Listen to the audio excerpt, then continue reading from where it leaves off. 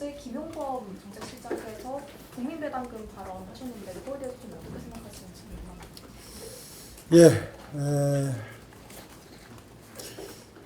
청와대의 의사와는 무관하게 개인적 의견이다라는 변명을 하셨는데요. 그 변명을 믿는 국민이 과연 몇 분이나 계시겠나 하는 판단을 합니다. 일국의 대통령을 모시고 일하는 정책 참모 중에 장의 역할을 하는 정책실장께서 의견을 내놓고 반나절도 안 돼서 개인 의견이다. 이렇게 후퇴를 하는 모습을 보면서 얼마나 많은 국민 여러분들이 실망감과 당혹감 그리고 불안감을 느끼셨겠습니까? 일국의 경제정책을 통할하는 수장이십니다. 그런 분이 만약에 조율되지 않은 개인 의견을 냈다가 혼선만 믿고 개인 의견이라고 후퇴를 하는 이런 일이 벌어졌다면 그분은 당연히 사퇴해야 됩니다. 정말 책임이 매우 무겁다고 볼 수 있습니다. 그리고 개인 의견이 아니고 사전에 조율된 것이 사실이라면 정말 있어서는 안 되는 일이 청와대에서 벌어지고 있는 겁니다. 잘 아시다시피 대통령은 기본소득론자입니다. 어저께 발표한 김용범 수석의 초과이득을 국민 전체에게 어떤 형태로든 나눠주겠다는 발상은 기본소득 발상과 전혀 다르지 않습니다. 그렇다면 대통령과 난형난제다. 똑같습니다. 이미 마음속에 들어있는 것을 한번 무책임하게 던져놓고 그 반응이 굉장히 우려 쪽으로 흐르자 개인 의견이라고 퇴각을 한 것은 아닌가 이렇게 보는 게 정확한 분석일 것 같고요. 그렇다면 이 문제에 대해서 분명히 짚고 넘어갈 것이 있습니다. 기업은 특히 반도체 산업과 같이 많은 투자와 그리고 R&D에 대한 엄청난 투자를 전제로 비로소 성공할 수 있는 이런 산업의 경우에는 그 기업인과 그 기업이 활동할 수 있도록 도와준 주주들, 특히 소액 주주들의 역할이 매우 크다고 생각합니다. 그분들의 이러한 공로는 무시한 채 노조에서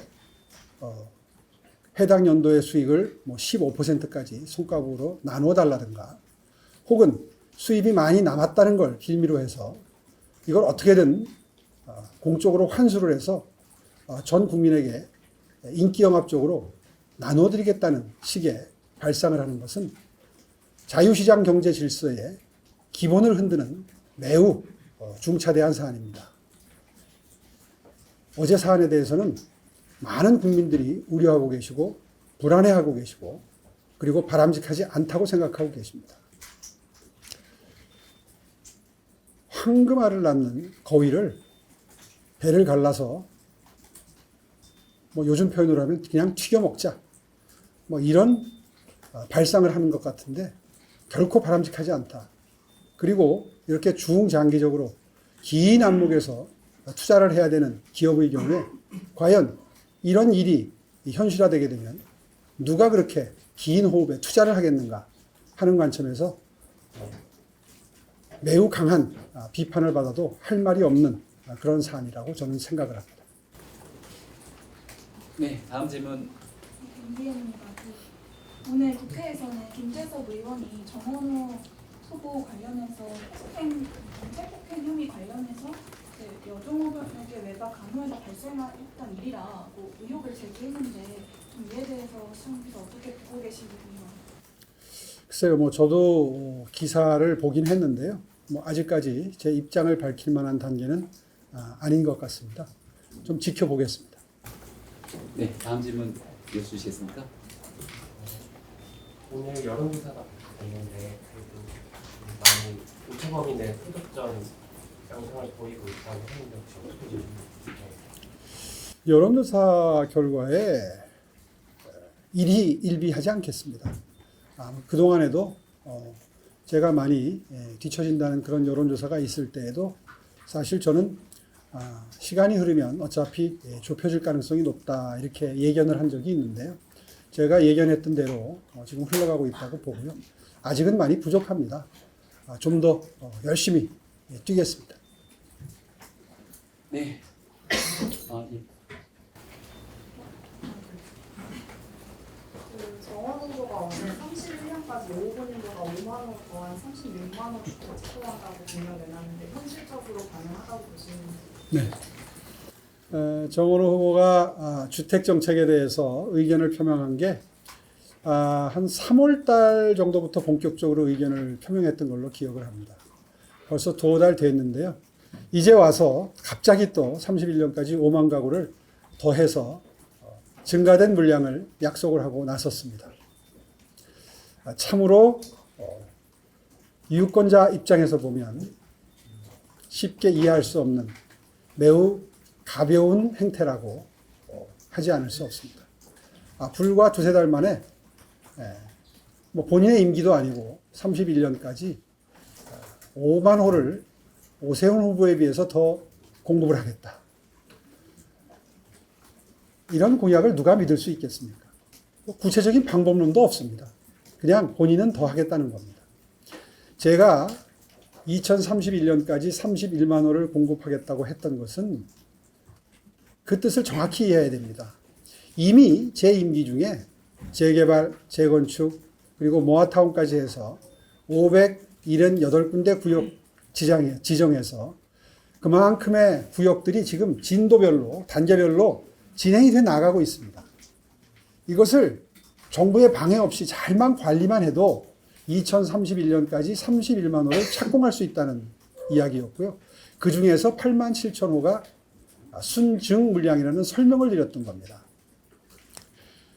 제가 31년도까지 31만 호 착공을 말씀드렸던 것은 착공 기준으로 언제까지 얼만큼 공급이 될 것인지를 예측해 해서 매우 불안한 부동산 시장에 예측 가능성을 부여하기 위한 말씀이었던 겁니다.